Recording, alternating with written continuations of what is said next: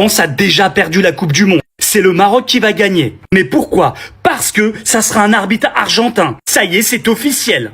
Alors ça va changer quoi? Mais les Argentins, ils ne supportent pas les Français. Maintenant, c'est une rivalité, c'est comme un classico en Coupe du Monde. Si un Argentin a moyen de les faire sortir en avance, en faisant un arbitrage favorable sur l'autre équipe en face, on sait comment ça va se passer. Oui, c'est officiel, c'est un Argentin qui arbitrera France-Maroc. Facundo Telo a été désigné arbitre de ce quart de finale.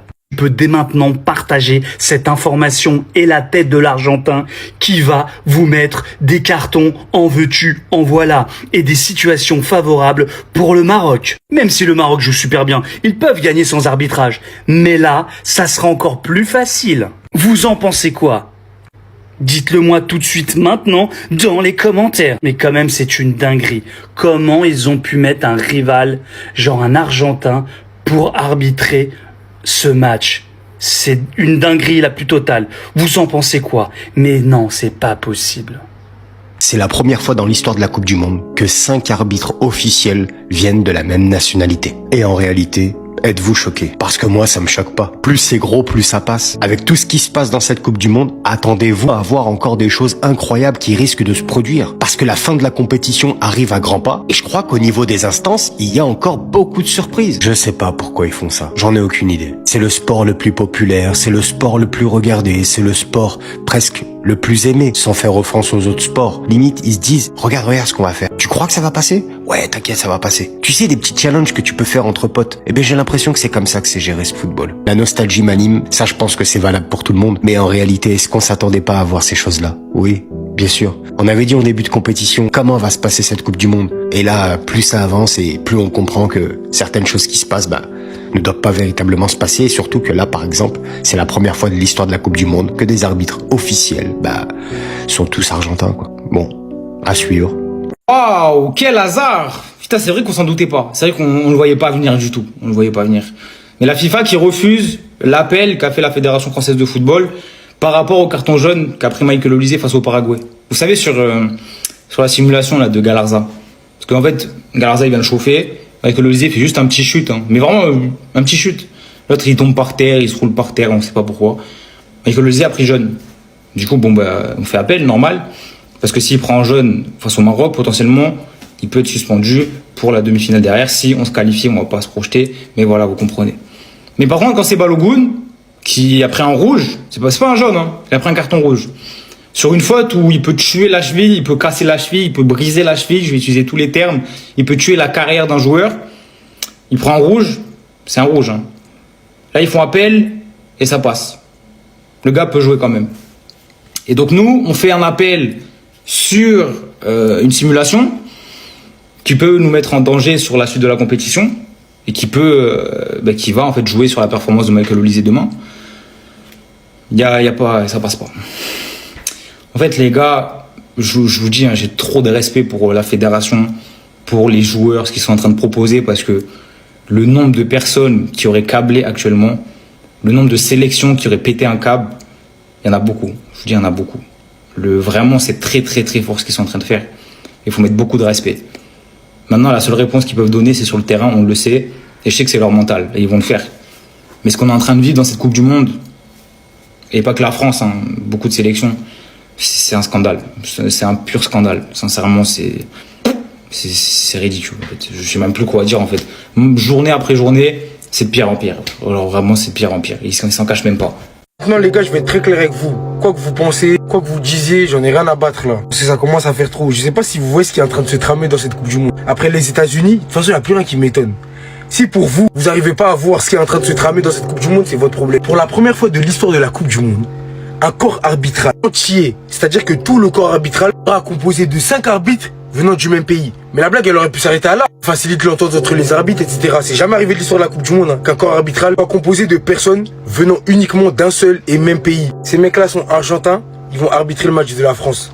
Quand tu connais l'histoire récente qu'il y a entre la France et l'Argentine, quand tu sais ce que tous les Argentins ont pu faire contre la France, que ce soit les insultes racistes, que ce soit les chants. En fait, il y a une certaine animosité entre les Français et les Argentins, qu'on veuille ou non. La FIFA n'a pas trouvé meilleure idée que de mettre 5 arbitres qui sont tous argentins pour arbitrer un quart de finale entre la France et le Maroc.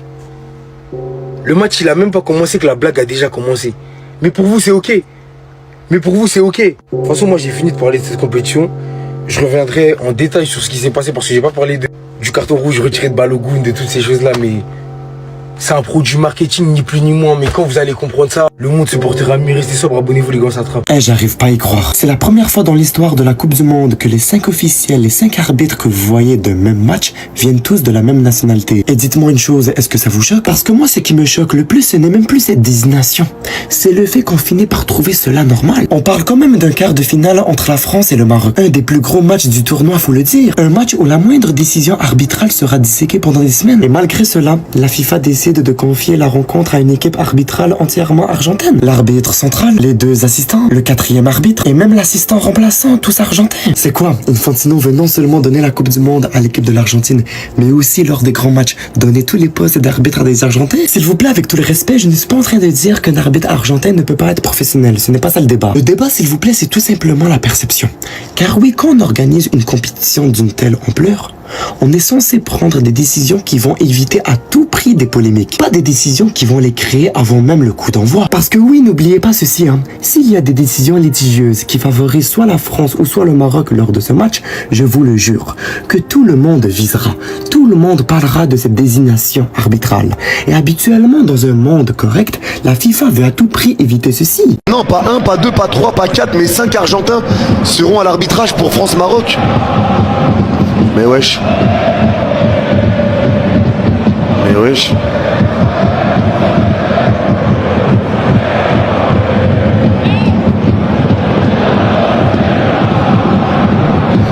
Bon, on verra ce que ça donne. On verra ce que ça donne. 2-1 Égypte. 3-1 Égypte, 1-1, 3-1, 2-0, 1-1, 3-1 Égypte, 2-1 Égypte, 1-1. Moi je pense qu'ils vont égaliser, j'espère pas mais je pense qu'ils vont égaliser l'Argentine. Vraiment. Et si tu avais le nombre de matchs et la concurrence des meilleurs buteurs, tu penses que les 13 buts de Juste Fontaine sera battu? Perso, oui, je pense. Je pense que oui.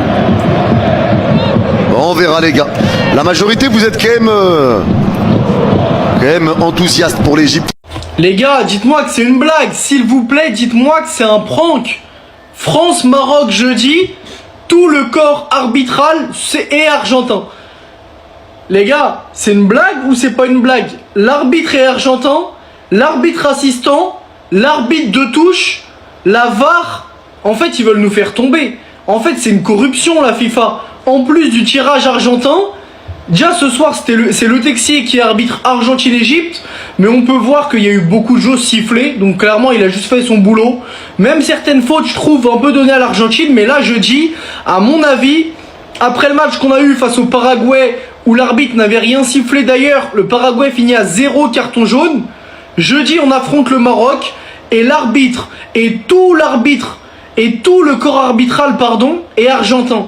Mais les gars, vous allez pas me dire que c'est pas fait exprès. Je suis désolé. Mais à mon avis, il y a anguille sous roche. La FIFA s'est corrompue. Comment tu mets un arbitre assistant, adjoint, VAR, tout le corps arbitral argentin? Les gars, franchement, moi j'en peux plus. Je peux plus de cette corruption full argentine.